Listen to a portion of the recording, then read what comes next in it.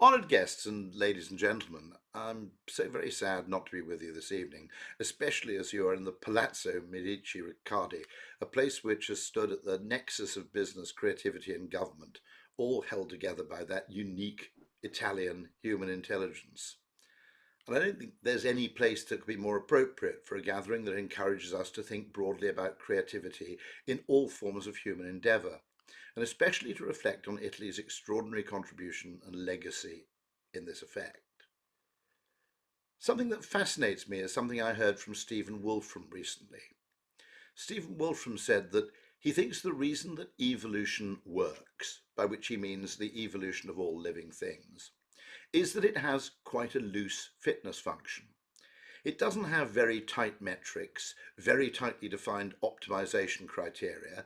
Instead, if you can meet two pretty simple requirements, which is stay alive long enough to reproduce, then you're in the game. It doesn't matter whether you're moss or a shark or indeed a human being. If you meet those requirements, then effectively you stay around. And I would argue that very same loose fitness function is behind the magic of Italy. You've been gloriously immune from some of the Anglo-Saxon Western tendencies of over-optimization, reductionism, and effectively a kind of annoyingly deterministic approach to quantification of absolutely bloody everything. Long may you stay immune to absolutely that. And so in this role, I'm particularly honoured and humbled to receive this award for behavioural design and human intelligence.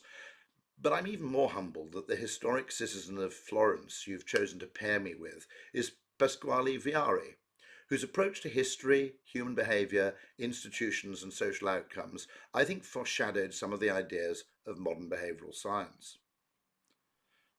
Now, I occasionally get referred to as a polymath, but Professor Viari's career as an academic historian, politician and businessman had a breadth and depth which I don't think we often find today, and that's a great loss. I'd especially like to pay tribute to the founder of the Italian Mind, a one-off, that's Marco Gianni, working alongside Maurizio Mancianti, Daniel Langer, Syed, Raza and Francesco Corsi, with the support, of course, of Ron Baker and Douglas Holt. Marco's manifesto, Beyond the Left Brain, is a masterpiece, and it expresses so much of what I've been at pains to communicate in the last few years of my working life. So all that, I think, is marvellous.